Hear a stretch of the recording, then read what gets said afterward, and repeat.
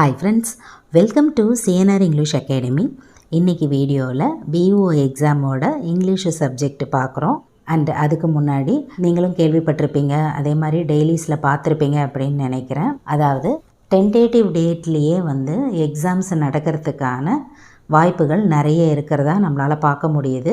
எப்படி இதை சொல்கிறோம் அப்படின்னு பார்த்தீங்கன்னா, நியூஸ் பேப்பர்ஸ்லலாம் இன்ஃபர்மேஷன்ஸ் வந்துட்டுருக்குது. அதாவது டியூட்டிஸ்க்கு போகக்கூடிய டீச்சர்ஸ்க்கு அலாட்மெண்ட்ஸு, அதே மாதிரி வென்யூ அரேஞ்ச்மெண்ட்ஸ், இதெல்லாம் அரேஞ்ச்மெண்ட் நடந்துகிட்ருக்குது அப்படின்ற இன்ஃபர்மேஷன் நம்மளால் பார்க்க முடியுது. ஸோ இதை நம்ம ஒரு வார்னிங்காக எடுத்துகிட்டு இன்னும் நம்மளோட போர்ஷன்ஸை ரஷ்அப் பண்ண வேண்டிய ஒரு நெசசிட்டியில் இருக்கோம் அப்படின்றத புரிஞ்சிக்க முடியுது. Okay, on that fine note move on to the topic.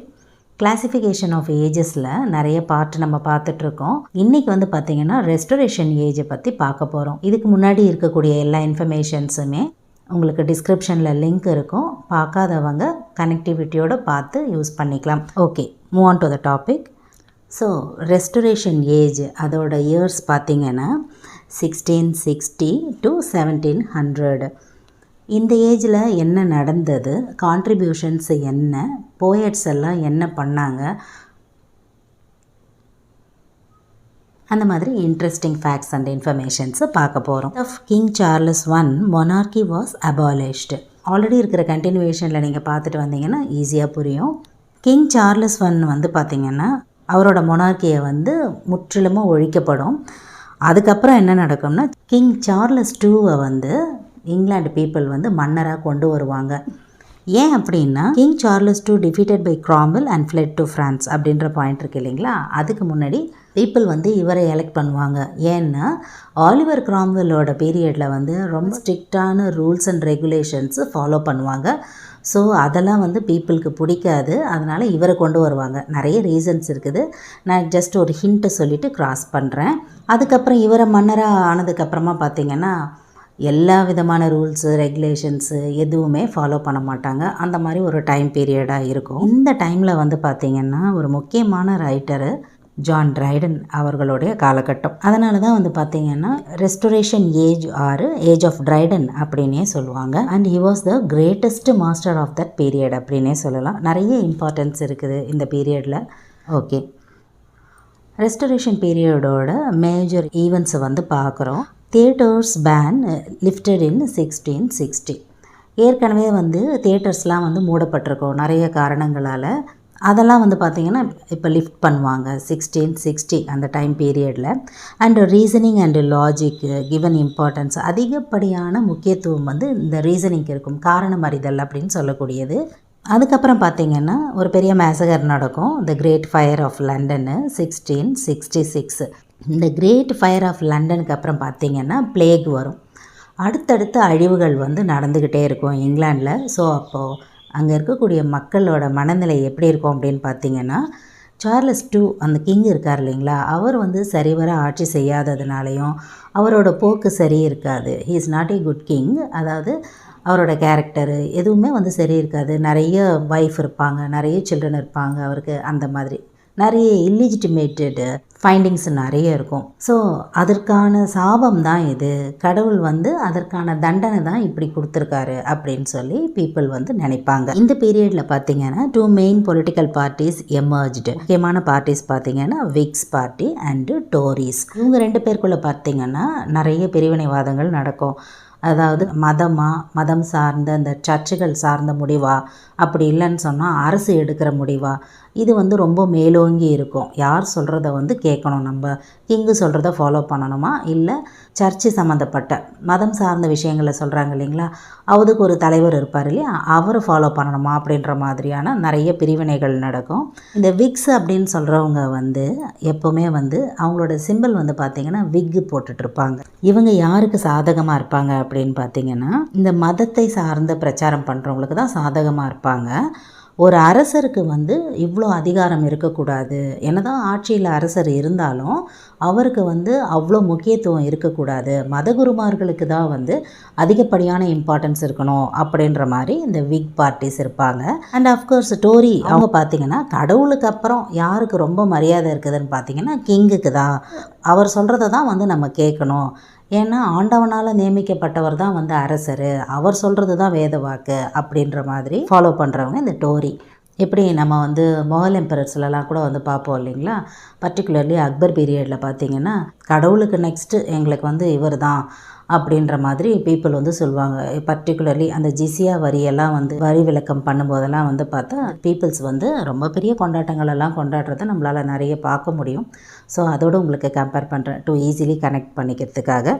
So இந்த 2 பார்ட்டிக்குள்ளே எப்போவுமே சண்டை இதெல்லாம் நடக்கும். கட்சின்னு சொல்லும் போதே நமக்கு தெரியும் இல்லைங்களா. இதில் ஒரு பெரிய ஐரணி என்னன்னு பார்த்திங்கன்னா, ட்ரைடன் வந்து டோரியோட சப்போர்ட்டர். அதையுமே நம்ம ஞாபகம் வச்சுக்கணும். டோரி பார்ட்டியோட சப்போர்ட்டர் யாருன்னு பார்த்தீங்கன்னா ஜான் ட்ரைடன்.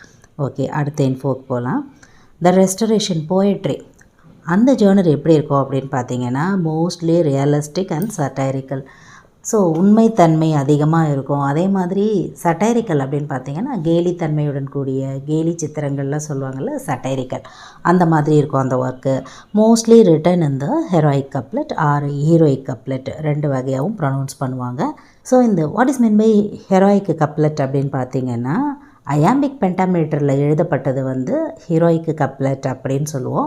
அதே மாதிரி இந்த அயாம்பிக் பென்டாமீட்டரோட ஸ்ட்ரக்சர் எப்படி இருக்கும்னு பார்த்தீங்கன்னா unstressed followed by stressed syllable. இப்படி கூட கேட்கலாம். அயாம்பிக் பென்டாமீட்டர்னால் என்ன அப்படின்னு சொல்லிட்டு unstressed followed by stressed syllable, இதுதான் வந்து அயாம்பிக் பென்டாமீட்டர். ஸோ உங்களுக்கு ஹீரோயிக் கப்லெட்னால் என்னன்னு தெரிஞ்சிருக்கோம் அப்படின்னு நினைக்கிறேன். அடுத்து பார்த்திங்கன்னா லிரிக் போய்ட்ரி. இந்த லிரிக் போய்ட்ரி அப்படின்றது என்னென்னா ஃபஸ்ட் பர்சனை பற்றி சொல்லக்கூடியது. லிட்ரலாக வந்து ஃபஸ்ட் பர்சனை பற்றி பேசக்கூடியதாக இருக்கும்.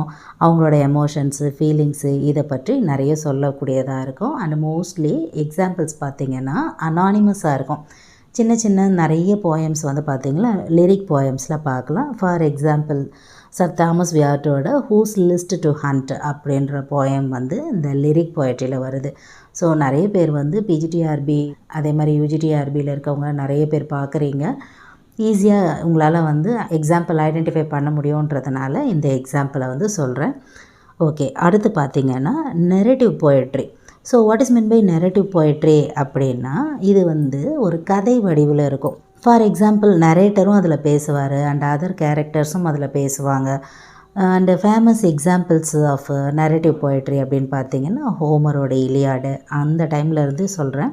கால்ரிட்ஜோட the rime of the ancient mariner, ஷேக்ஸ்பியரோட the rape of Lucrece and even இன்னும் ஈஸியாக நம்ம புரிஞ்சுக்கணும் அப்படின்னு சொன்னால் மகாபாரதம் கூட ஒரு நரேட்டிவ் போய்ட்ரி தான். So example of narrative poetry ஏதாவது கேட்டாங்கன்னா நான் உங்களுக்கு தெரியணுன்றதுக்காக அந்த போயட்ஸு அண்டு அந்த நேம் ஆஃப் த போயட்ரிஸும் சொன்னேன். நம்ம ஞாபகம் வச்சுக்கிறதுக்கு ஈஸியாக கனெக்ட் பண்ணிக்கிறதுக்கு பார்த்திங்கன்னா மகாபாரதம் கூட ஒரு நரேட்டிவ் போயட்ரி தான். சரிங்களா. அடுத்தது வந்து odes. Ode is nothing but lyrical poem. ஒரு சின்ன சின்ன பாட்டு வகையை சார்ந்தது. ஏதாவது ஒரு விஷயத்தை பற்றி ப்ரெடாமினண்ட்டாக வச்சு பாடுறது. இப்போ தமிழில் சொல்லுவோம் இல்லைங்களா, பாட்டுடைய தலைவனை மையப்படுத்தி ஒரு பாட்டு வந்து பாடப்படுது அப்படின்னு சொல்லி. அதே மாதிரி தான் ஒரு விஷயமா இருக்கலாம். அது இயற்கையாக இருக்கலாம், பறவையாக இருக்கலாம், இல்லை ஒரு பெண்ணை பற்றியதாக இருக்கலாம், எதுவாக வேணால் இருக்கலாம். யாரை மையப்படுத்தி பாடப்படுதோ அது ஓடு அப்படின்னு அழைக்கப்படுது. ஃபார் எக்ஸாம்பிள் ஓடு அப்படின்ற ஒரு வேர்டு கேட்டதுமே நமக்கு எல்லாருக்கும் ஞாபகத்துக்கு வரவர் வந்து கீட்ஸ் தான். அவரோட ஓட்ஸ் வந்து ரொம்ப ஃபேமஸ்ஸு. ஓட் டு எ நைட்டிங்கேலாக இருக்கட்டும், ஓட் டு எ மெலங்கானியாக இருக்கட்டும், ஓட் ஆன் எ கிரேஷியன் ஏர்னாக இருக்கட்டும், அண்ட் ஆஃப்கோர்ஸ் ஓட் டு ஆட்டம். இந்த மாதிரி எக்ஸாம்பிள்ஸு சொல்லலாம். ஓகே, அடுத்து பார்க்குறோம். இப்போது த ரெஸ்டரேஷன் பீரியடோட ட்ராமா அண்ட் ப்ரோஸ் எப்படி இருக்குது, அந்த ஜேர்னர் எப்படி இருக்குது அப்படின்னு பார்க்குறோம். ஸோ மோஸ்ட்லி வந்து பார்த்திங்கன்னா ஃப்ரெஞ்ச் இன்ஃப்ளூயன்ஸ் வந்து அதிகமாக இருக்குது. அண்டு என்டையர்லி நியூ ட்ரெண்ட்ஸு, புது விதமான ட்ரெண்ட்ஸை வந்து ஃபாலோ பண்ணக்கூடியதாக இருக்கும். Extremely influenced by the new age அப்படின்னே சொல்லலாம். புது புது விஷயங்களை வந்து ஃபாலோ பண்ணுவாங்க. அண்டு அது எதில் வந்து பிரதிபலிக்குது அப்படின்னு பார்த்தீங்கன்னா இந்த காமெடி ஆஃப் மேனர்ஸ் வந்து ரொம்ப ஃபேமஸ்ஸு. அதுவும் சஃபிஸ்டிக்கல் லைஃப் ஸ்டைலை பற்றி அதிகமாக வந்து சொல்லியிருப்பாங்க. அண்ட் இந்த காமெடி ஆஃப் மேனர்ஸ் வந்து பார்த்திங்கன்னா இது ஒரு most famous form of drama of restoration period அப்படின்னே சொல்லலாம். அதாவது சொசைட்டியில் இருக்கக்கூடிய dominant class and the difference between the haves and the have nots இதை பற்றியெல்லாம் ஈஸியாக வந்து சட்டைரிக்கெல்லாம் வந்து சொல்லிட்டு போகிறது. அண்டு ப்ரோஸ் பார்ட் வந்து பார்த்திங்கன்னா it's a medium of expression அப்படின்னு சொல்கிறாங்க. அப்படின்னா it is a realistic intellectual and a critical approach of human life and its problems. உண்மையாக நடக்கிறதுக்கும் அதே மாதிரி மனித வாழ்க்கையில் ஏற்படக்கூடிய பிரச்சனைகளும் அதை எப்படி தீர்க்கிறது, இந்த மாதிரி விஷயங்கள் எல்லாமே வந்து பார்த்திங்கன்னா ப்ரோஸ் பகுதியில் வந்து அதிகமாக நம்மளால் பார்க்க முடியும். அடுத்து ரெஸ்டரேஷனோட மேஜர் ரைட்டர்ஸை வந்து பார்க்குறோம். அஃப்கோர்ஸ் ஜான் ட்ரைடன், அவரோட டைம் பீரியட் பார்க்குறோம் 1631 to 1700. எக்ஸாம்பிள் பாருங்கள். இப்போ ஒரு ஜேர்னர் அண்டு அதோட எக்ஸாம்பிள்ஸு. ஒரு எக்ஸாமுக்கு பார்த்தீங்கன்னா ஒரு மெத்தட் ஆஃப் ப்ரிப்பரேஷன் இருக்கும் இல்லையா. இதில் வந்து நீங்கள் வந்து அந்த ஒர்க்கோட இயர்ஸ்லாம் வந்து ரொம்ப தெரிஞ்சுக்கணும் அப்படின்னு இல்லை. அந்த எக்ஸாம்பிள் எதுக்காக அது எழுதப்பட்டது, அதோட நேம் அந்த அளவுக்கு தெரிஞ்சுக்கிட்டால் போதுமானது. அப்படி தான் வந்து ப்ரீவியஸ் இயர் கொஸ்டின் பேப்பர்ஸில் வந்து கேட்டிருக்காங்க ஒரு சில எக்ஸாம்பிள்ஸ்னால. ஸோ ஜான் ட்ரைடனோட பொலிட்டிக்கல் சட்டையருக்கு எது எக்ஸாம்பிள் பார்த்தீங்கன்னா Absalom and Achitophel and the medal. இது ரெண்டும் பார்த்தீங்கன்னா பொலிட்டிக்கல் சட்டையரோட எக்ஸாம்பிள்ஸு. அடுத்து பர்சனல் சட்டையரோட எக்ஸாம்பிள் பார்த்தீங்கன்னா மேக்ஃபெல்க்னோ அண்ட் டாக்ட்ரினல் போயம்ஸு பார்த்தீங்கன்னா Religio Laici, the hind and the panther. இது ரெண்டுமே அதுக்கு எக்ஸாம்பிள். அதே மாதிரி ட்ரைடனோட போயட்ரி வந்து பார்த்திங்கன்னா 3 குரூப்பாக வந்து பிரிக்கப்பட்டிருக்கும் பொதுவாகவே. அதாவது டாக்ட்ரினல் போயம்ஸு, பொலிட்டிக்கல் சட்டையர்ஸு அண்டு ஃபேபிள்ஸு ஆறு பர்சனல் சட்டையர்ஸ் அப்படின்னு சொல்லுவாங்க. அதோட எக்ஸாம்பிள்ஸ் பார்த்தோம்.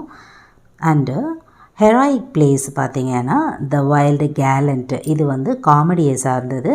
த இண்டியன் குயினும் comedy. And the rival ladies பார்த்திங்கன்னா ட்ராஜிக் காமெடி. எது ட்ரைடனோட ட்ராஜிக் காமெடி அப்படின்னு சொல்லிட்டு கூட இந்த மாதிரி ஆப்ஷன்ஸில் கேட்பாங்க. So we have to have the keen knowledge which is related to comedy and which is the part related to tragic comedy அப்படின்னு நமக்கு தெரியணும். அடுத்து ட்ராஜடியோட எக்ஸாம்பிள்ஸ் பார்க்குறோம். அவுரங்கசீப். அண்ட் இந்த இடத்துல ஒரு மிஸ்டேக் இருக்குது. ஆல் ஆஃப் லவ் கிடையாது, ஆல் ஃபார் லவ். ஆல்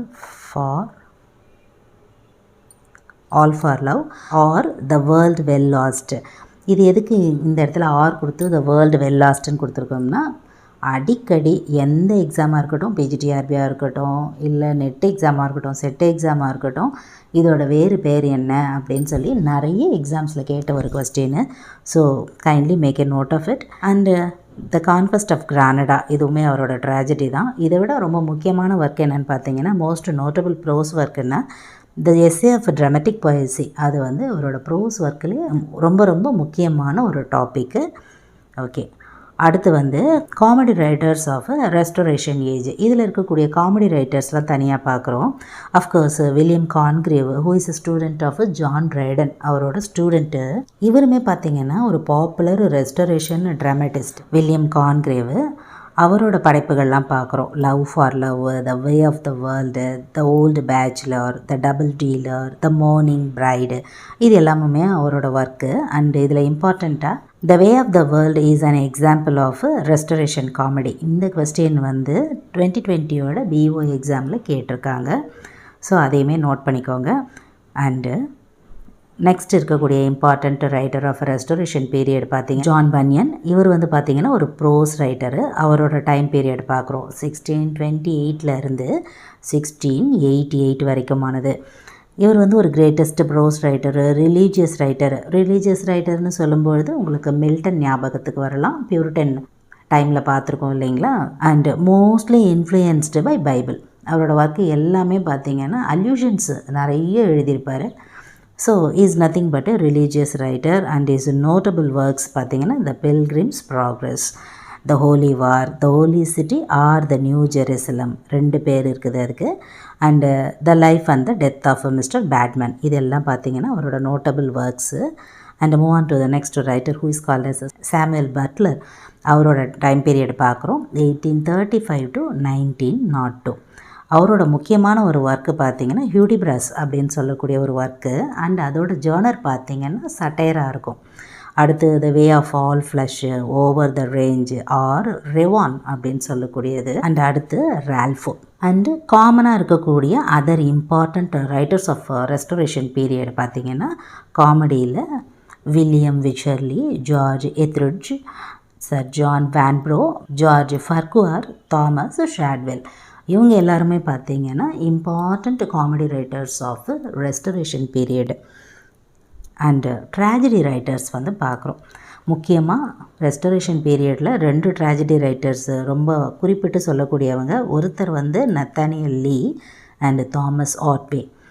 அடுத்து பார்த்திங்கன்னா டைரி ரைட்டர்ஸு.